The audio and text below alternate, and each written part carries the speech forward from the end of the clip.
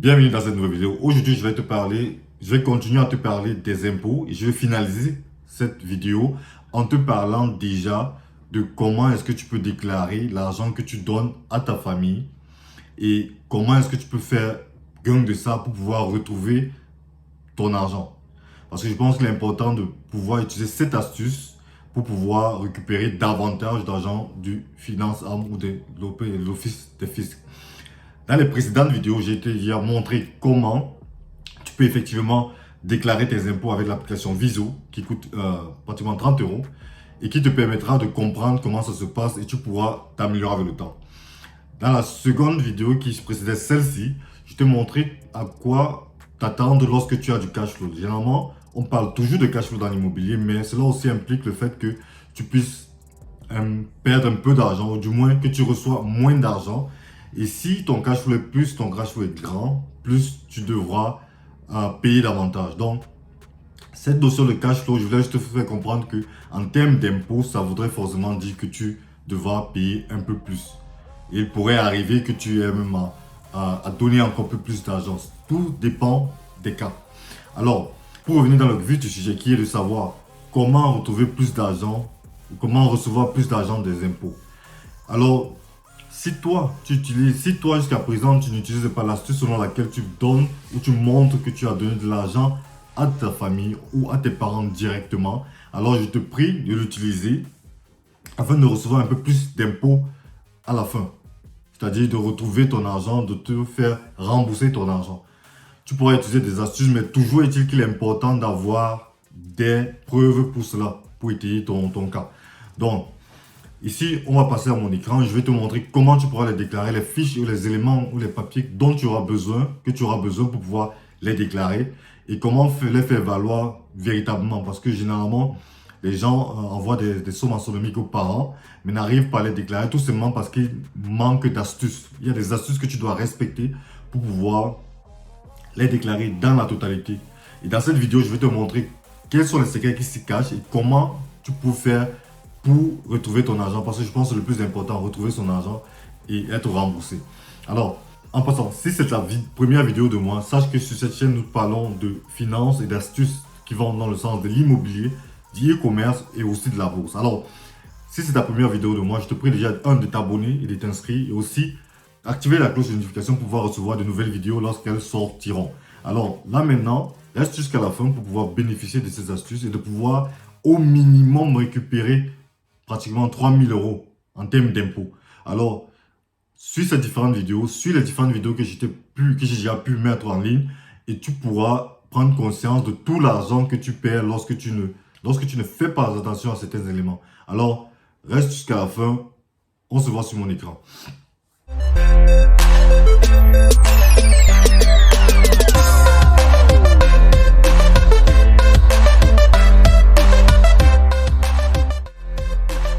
Alors là nous sommes passés à mon écran. Ici, comme je l'avais déjà précédemment présenté, voici l'application Viso que j'utilise précédemment. Ici, ce que vous voyez en vert, c'est ce que vous recevrez lorsque vous entrez vos éléments ou vos informations. Vous voyez cette valeur changer à tout bout du champ, augmenter ou diminuer en fonction des éléments ou des informations que vous mettez. Alors, dans ce cas-ci précisément, nous sommes ici à l'onglet Allgemeine Ausgaben. Dans le Allgemeine Ausgaben, nous avons tous ces onglets. Et ici, lorsque vous descendez, vous allez voir Unterhalt bedürftige Personen. Ici, j'ai déjà entré les valeurs de plusieurs personnes. Je vais dire, ça, ce sont juste des éléments pour pouvoir vous aider à comprendre. Là, ici, dans ce cas, j'ai mis 2 personnes que j'ai. Alors, si vous aidez des parents au pays, par exemple, vous allez devoir enregistrer ces parents ici et pouvoir montrer la somme que vous leur avez envoyée le cours de l'année écoulée. Alors, dans ce cas, par exemple, sur toute cette période, j'ai dû créer un profil d'une personne que j'ai par exemple au pays, on va dire dans la ville de Kribi, au Cameroun. Voici, là vous mettez l'adresse de la personne. Et ici vous mettez la période écoulée. Ici la somme donnée à la personne. On va dire par exemple que tu as aidé la maman avec une somme de 100 €. Bien évidemment, dans ce cas, vous pouvez mettre la somme que vous avez pu utiliser. Déjà, il faut savoir quoi. Pour commencer avec ceci, il faudrait comprendre une chose. C'est quoi? C'est l'argent ou la somme d'argent, les personnes déjà que tu peux aider dans ta famille sont quoi? Sont tes parents, ton papa et ta maman, et aussi tes grands-parents, ton grand-père et ta grand-mère. Alors, il faut savoir déjà, lorsque tu étudies, lorsque tu es une personne vivant sur le territoire allemand, il y a un Grundfreibetrag jusqu'à 9000, qui va jusqu'à 9 984 euros. Je pense ils ont révisé la somme pour pouvoir aller jusqu'à 10 347 euros. Alors, ce Grundbetrag là, vu que les personnes que tu aides sont dans un pays où la monnaie est plus faible que l'euro, donc forcément, les sommes d'argent par mois diminuent. Et il faut savoir que ces 10 000, pour pouvoir avoir le somme maximum que tu peux donner à un parent, par exemple, au pays, il faut voir que tu auras ces 10 347 euros que tu vas diviser par 4 en fait. Et tu vas te retrouver aux alentours de 2500 euros par là. Donc ça veut dire que tu seras pratiquement à 2500 euros par parent que tu pourras aider. Et c'est cette somme-là que tu pourras donner à chacun de tes parents, que tu pourras déclarer pour chacun de tes parents.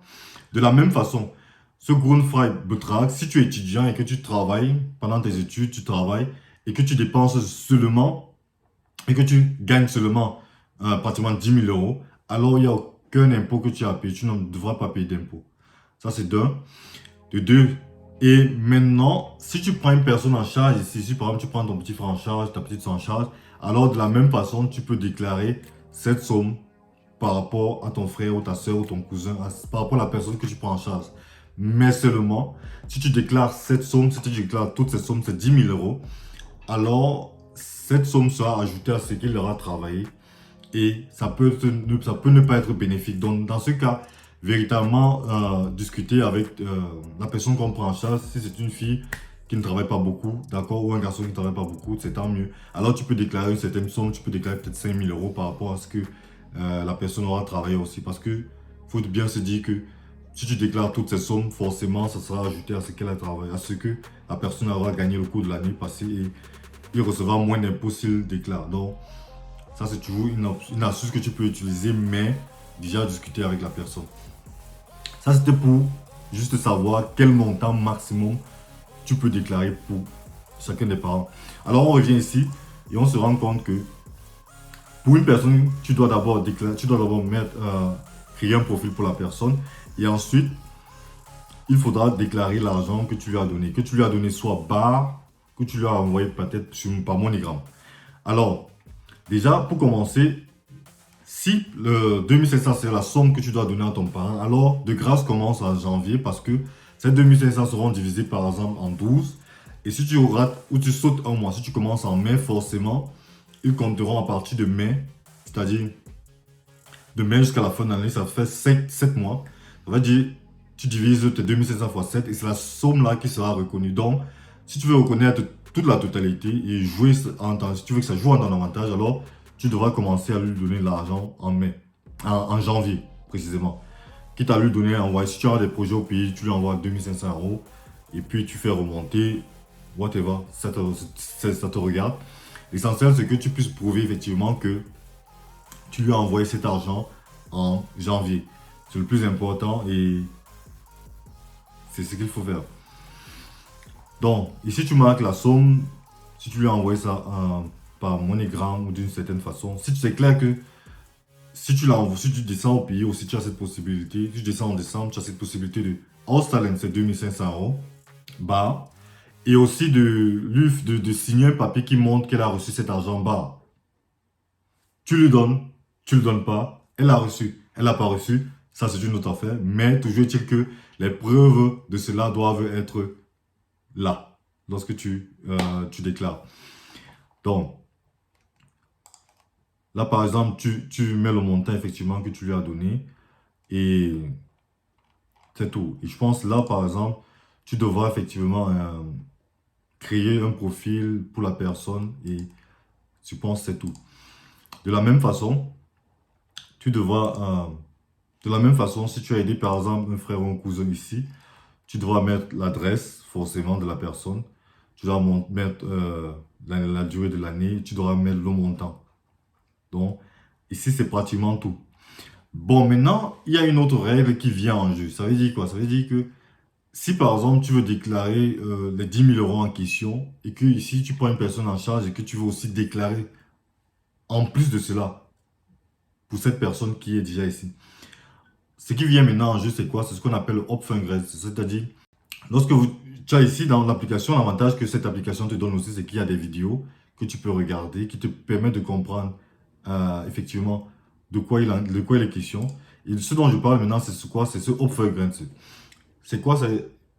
On part du fait que lorsque tu travailles, tu reçois un salaire net par an.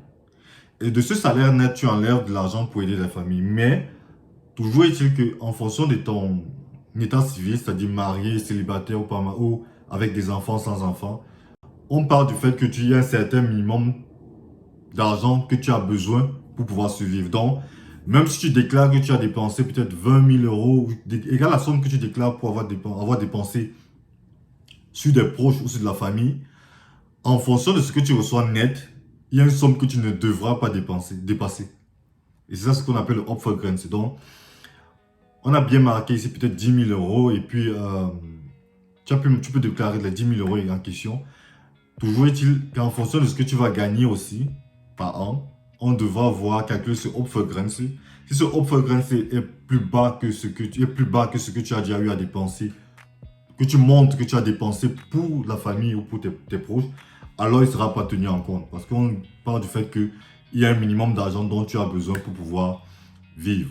Alors, ça c'était effectivement des éléments que je voulais aussi apporter en termes pour savoir, des éléments, ce sont des informations que je voulais aussi apporter pour vous faire comprendre que, déjà, soutenir la famille c'est une bonne chose, mais le faire valoir c'est encore très bien. Et avoir les preuves pour le faire valoir, c'est aussi bien. J'espère que tu comprends ce que je veux dire.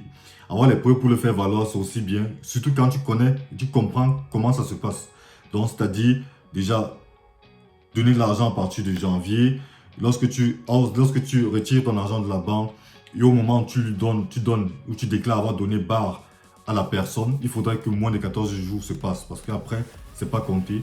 Donc, ces différents éléments, ces différentes astuces sont bel et bien là, que tu devras utiliser, que je pense que tu dois même utiliser pour pouvoir rentrer dans tes gains. Parce que je pense qu'on travaille assez dur pour pouvoir, grâce à la paresse, tout simplement parce qu'on ne veut pas s'impliquer, perdre cet argent. Donc, c'est à toi maintenant, c'est à toi de ton côté, la balle est dans ton camp, essaie de récupérer le maximum de ton argent que possible.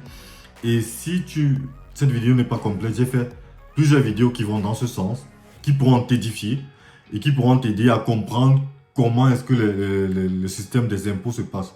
Parce que je pense que tu devrais t'intéresser à cela, même si ce n'est pas pour maintenant, tu devrais t'intéresser à cela, quitte à prendre un tool comme celui-ci qui coûte 30 euros, avec de très belles vidéos qui pourront t'édifier. Et c'est sur le temps en fait, donc, parce que tu vas évoluer forcément, ton état civil va évoluer, tu vas grandir, tu vas quitter d'étudiant à travailleur. Donc forcément, tu vas commencer de nouveaux business, tu vas découvrir de nouvelles choses. Et si étape par étape, tu essaies déjà de comprendre ta position par rapport à tes impôts et combien ils retiennent de tes impôts, alors que tu travailles durement pour ça, je pense que tu vas te donner la peine de pouvoir t'octroyer ce type de software ou de tools pour pouvoir déclarer tes impôts. Quitte à te faire aider par une personne aussi qui s'y connaît, parce que c'est ça aussi le plus important. Moi-même, je me fais aider, mais dans un premier temps, j'essaie véritablement de comprendre ce qui se passe, les points sur lesquels je peux m'appuyer pour pouvoir, réclamer le maximum d'argent possible. Alors, ça c'était une nouvelle vidéo pour finaliser la partie impôts avec l'ISO. J'espère que ça t'a plu. Si tu as des soucis, n'hésite pas de me contacter.